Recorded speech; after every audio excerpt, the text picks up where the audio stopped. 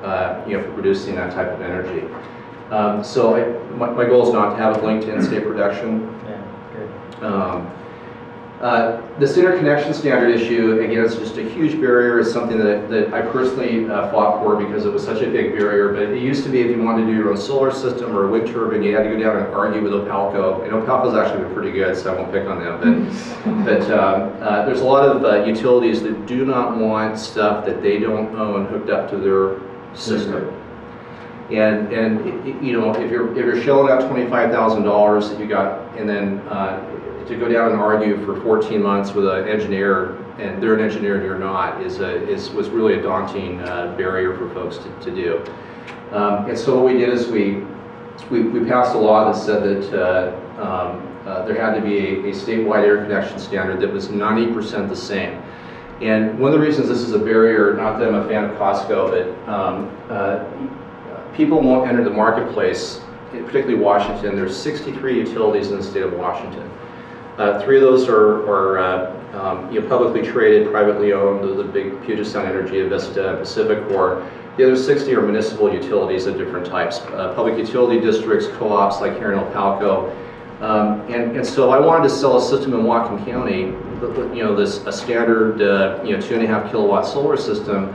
In Whatcom County alone, I'd have to have 3 different ways I hook that same system up in Blaine, because Blaine has a municipal utility, at the Whatcom PUD if I was in their service territory, or with Puget Sound Energy. And that's just a barrier. The more you can kind of have a common way you hook it up, you lower cost of how you do that, and so that was something else we dealt with.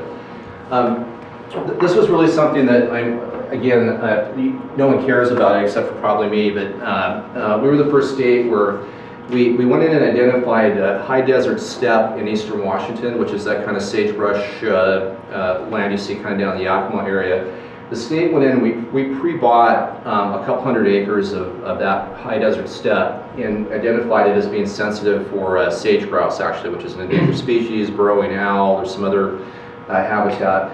And the way the process used to work is that if you wanted to do a wind farm, you'd have to come in and go through the permitting process, and then you were told how many acres you'd have to go find, and then they'd have to go out and find that and purchase it, then they could start building the wind farm. The state pre-bought it, so now when they come in, they're told how many acres they have to mitigate for, and it's already there. So all they do is they go back and pay the state back for 15 of those 200 acres that we bought, and that really again shortened the process down in getting those wind farms constructed. And we continue our kind of race with California about having the best in the nation net metering law, which is running your meter backwards when you generate your own electricity, basically. Alternative fuel usage, we were one of the early states out the door on this. Minnesota was the first state to have what they call a renewable fuel standard. They actually mandate that 2% of every gallon, initially it was their first standard, I think, of diesel had to have biodiesel in it. We were the second state to adopt a renewable fuel standard, but we didn't do it by percent a gallon. We said that if you sell fuel in the state, then on average the 2 to 5 and then 10% of that had to be biodiesel out of your average sales. And the reason we did that is because a lot of fleets are moving towards using biodiesel, so if you could, make your annual goal by selling a lot to, the yellow taxi cab company in Seattle, we wanted to give the flexibility to sell more and not just have a low bar for everybody, basically.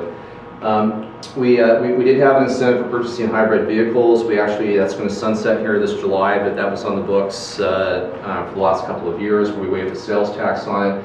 We're passing it on to plug-in hybrids, so it's going to go off the standard hybrids, the Priuses, and it's going to go on the plug-in ones that you will be coming on the market here this next year, that you can charge up. You get a little bit extra fuel efficiency from the extra power that's in the battery at night.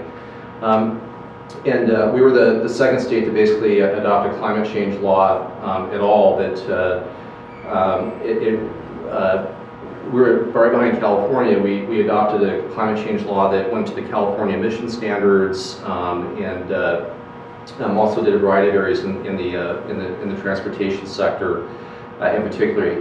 For us, and this is true for BC, Oregon, and California, almost half of our carbon footprint is in the transportation sector.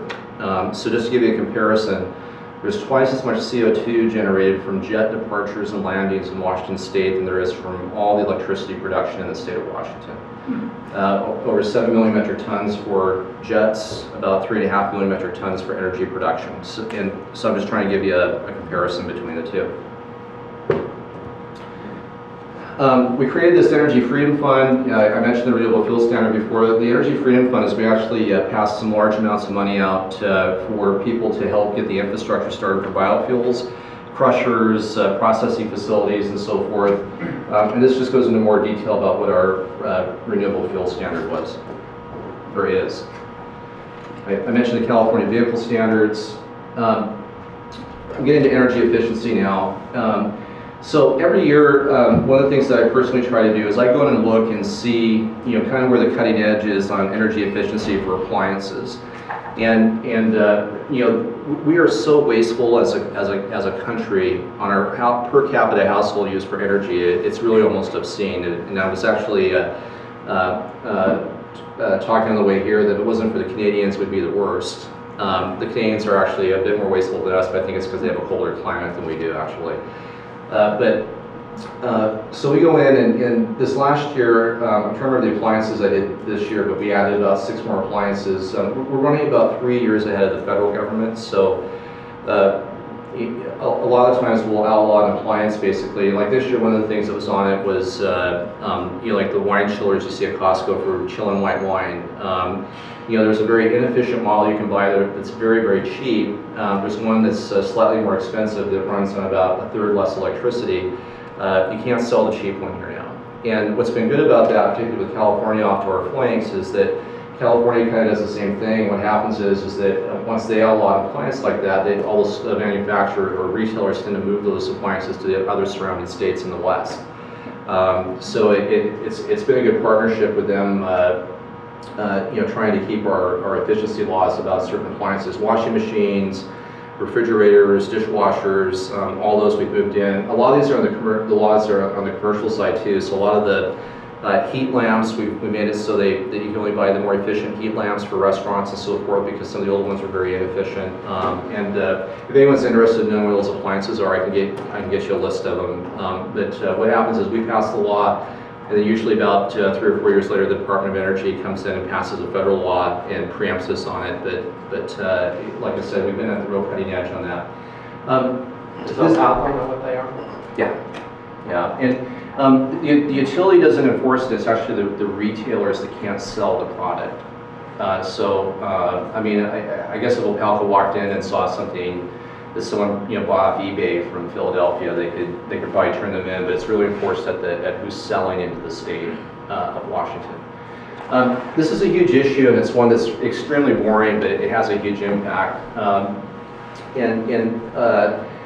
Integrated resource plans is where utilities, and Opalco does the minimal amount of integrated resource planning, because they get almost all their power from the Bonneville Power Administration, which does a substantial amount of this work at their level. But this is a huge issue, and efficiency is included in our state in these integrated resource plans. And what an integrated resource plan is, I think I got a definition up here on a slide coming up. But it's where a utility looks at what their growth is going to be, either in population or in energy use, and they figure out what's the cheapest way to accommodate that growth over that time period.